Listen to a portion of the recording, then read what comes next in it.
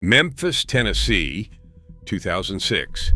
Somewhere in this city, 440 pounds of product is sitting in a room, guarded by one man trusted with a shipment worth millions of dollars, millions, belonging to the most dangerous kingpin Memphis has ever produced. And that one man decides to take it, all of it, 440 pounds, gone. Not skimmed, not shorted, gone. Every brick, every bag, every dollar's worth, lifted out of the room by the man who was supposed to be watching it and carried into the night. The man who owns that shipment is sitting in Mexico, running an empire that stretches across 8 states from a house in Cartel, ordering hits by phone, directing shipments by code, controlling the largest operation in the history of Memphis from 1,400 miles away. His name is Craig Petties, and when Craig Petties finds out what just happened, the thing he does next is going to leave a trail across the city that lasts for months. He is going to send his 2 most loyal men to the thief's house. There is going to be a confrontation. There is going to be a high-speed chase across the state line into Arkansas. A 3rd man is going to be sent.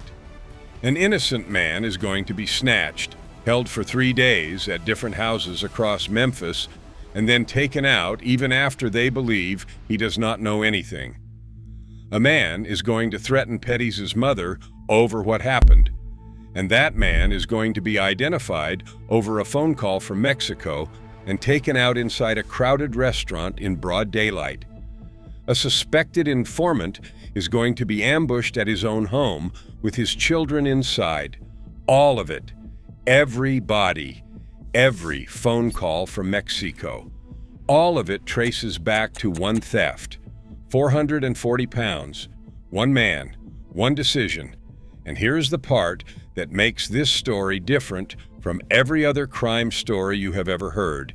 The man who stole it was never caught. Not by Petties, not by the killers, not by the police, not by anyone. Every person around him fell. People who had nothing to do with the theft were snatched, hurt, and taken out just for being in his orbit. The most violent organization in Memphis history tore the city apart looking for him. And Bobby Kraft vanished. This is the story of the man who stole 440 pounds from Craig Petties and lived, and the people who died because he did. This is that story. You have to understand who Craig Petties is to understand why stealing from him is not a crime. It is a death sentence. Craig Petties was born December the 11th, 1976, South Memphis, Riverside neighborhood, a tiny brick house his mother bought for $17,000. His mother made a little over $15,000 a year working as a foster parent and for the Board of Education in Shelby County. That was the family income, just above the poverty line. His half-brother, born 32 days after him, same father, different mother, would grow up to become DJ Paul of 3-6 Mafia, Grammy winner, Oscar winner, millions of records sold. Craig took the other road.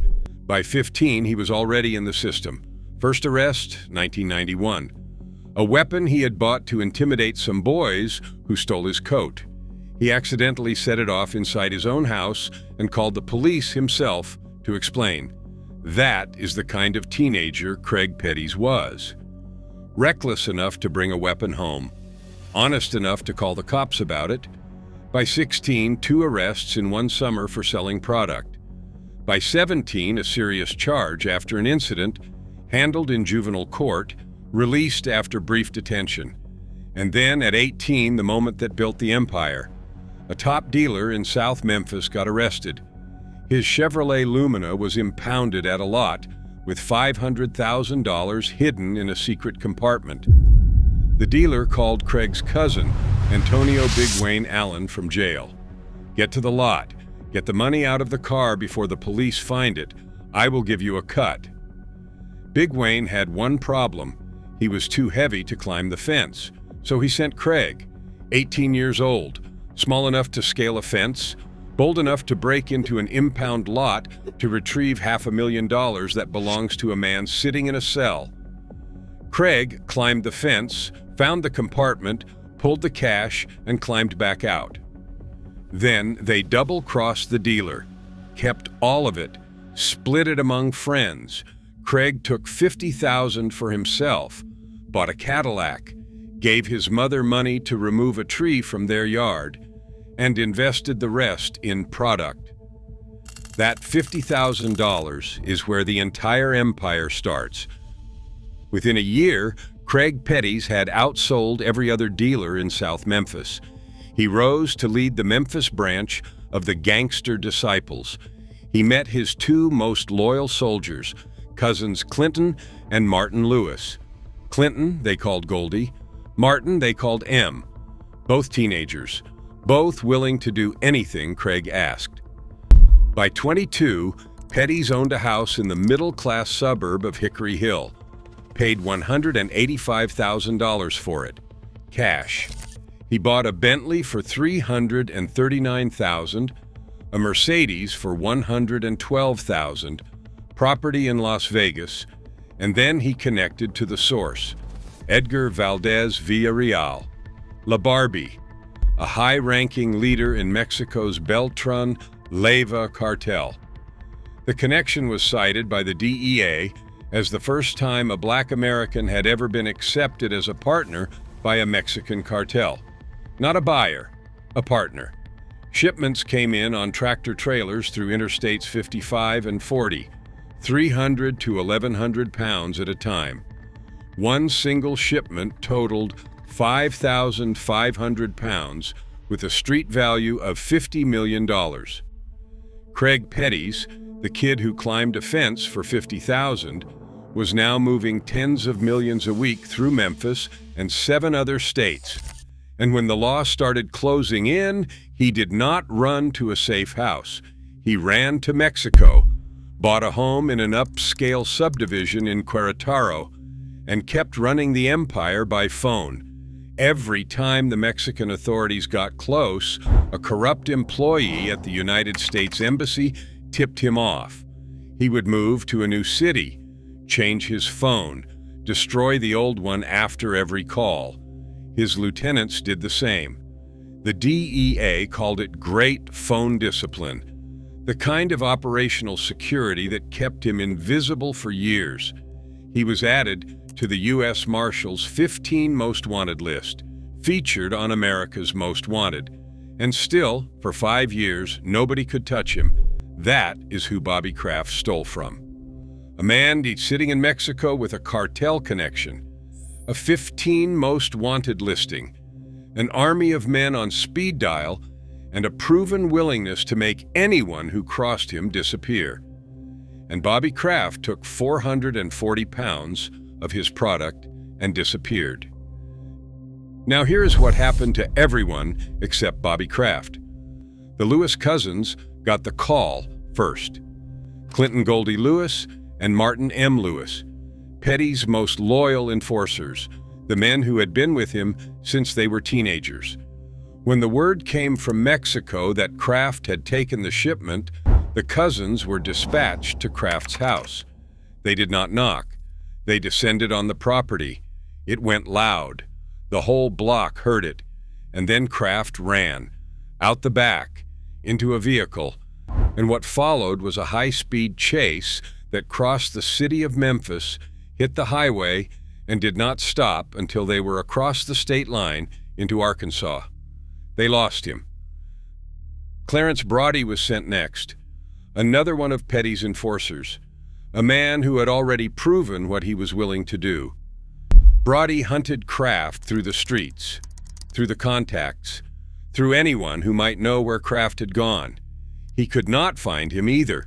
Bobby Kraft had vanished, with 440 pounds, worth millions, and the most dangerous organization in Memphis could not lay a hand on him. But Petties does not stop looking. And when a man like Petties cannot find you, he starts finding the people around you. September 2006. Marcus Turner, 30 years old. Petties believed Turner knew where Bobby Kraft was hiding. Maybe they had a connection. Maybe somebody said a name. The reason does not matter. What matters is that Craig Petties, sitting in Mexico, picked up the phone and gave an order. Find Turner. Make him talk. They found him. 6 men. Clarence Brody, the Lewis cousins. Demetrius Fields, they called him Meat. Marcus Brandon, they called him White Boy. Carlos Whitelow, they called him Lizard. They snatched Marcus Turner off the street, and they went to work on him for 3 days, not 3 hours, 3 days, at different houses, moved from location to location across Memphis, asking the same question over and over. Where is Bobby Kraft? Where is the product? Where did he go? Turner kept saying he did not know. For 3 days, they hurt him. For 3 days, he told them the same thing.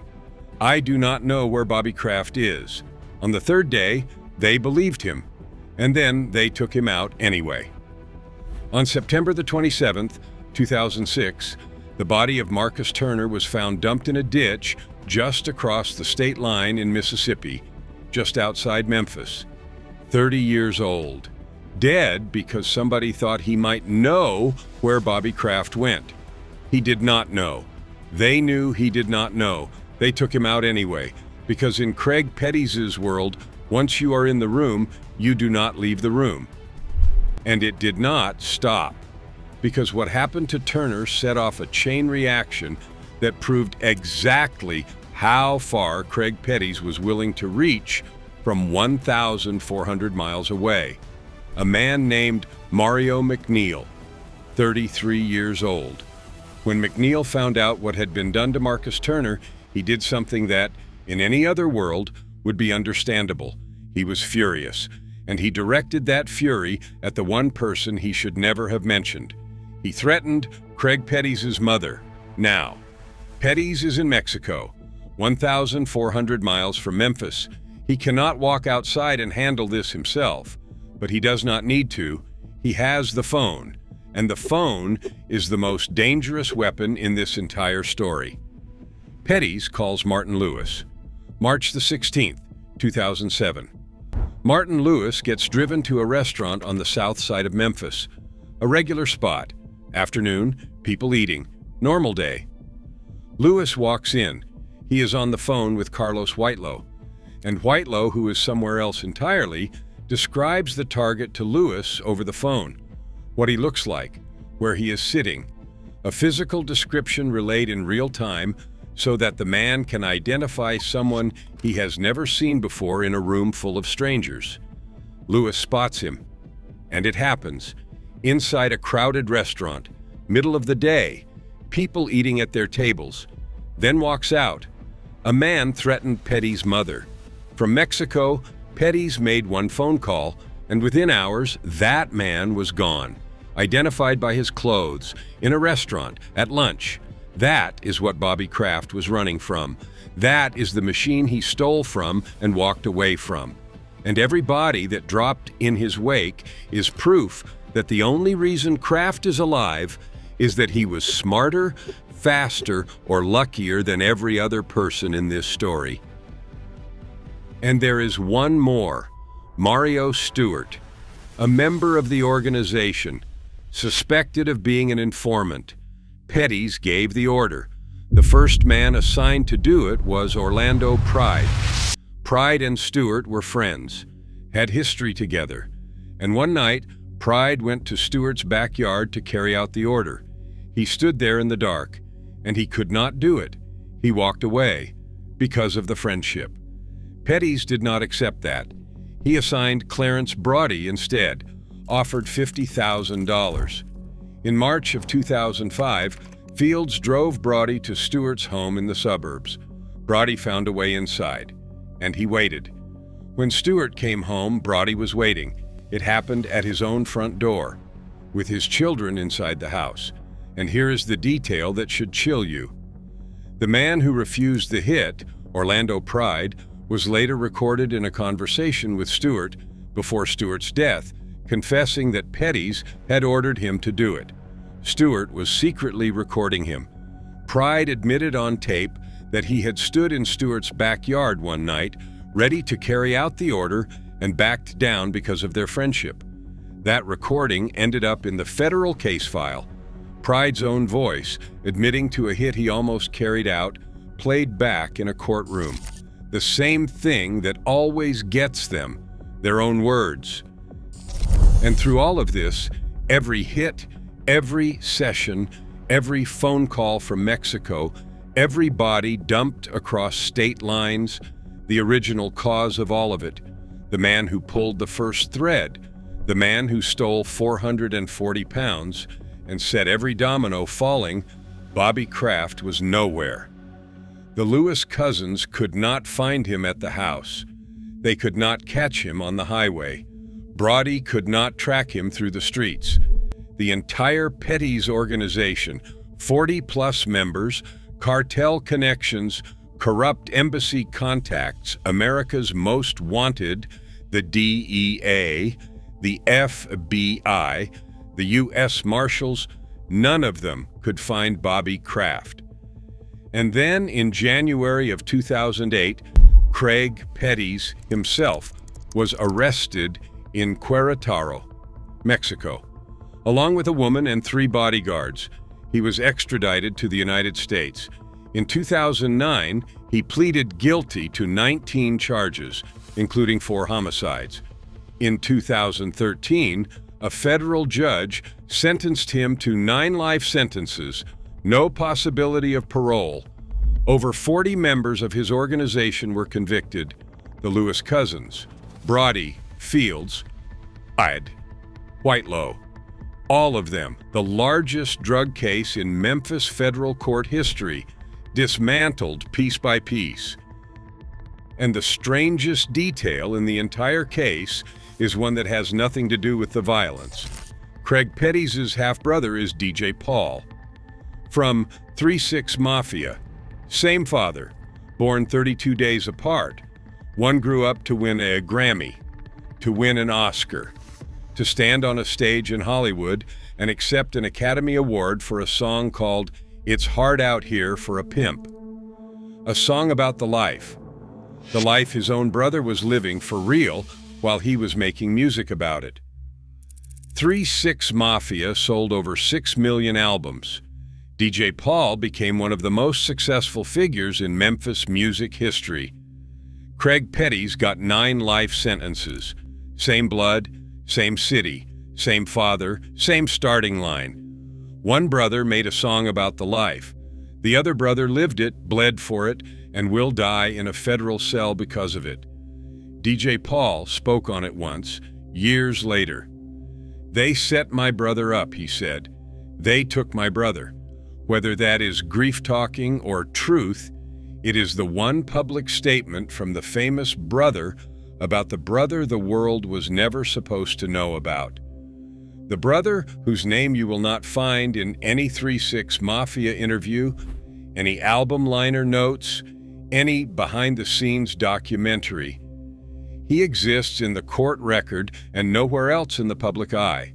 The trial itself was something Memphis had never seen.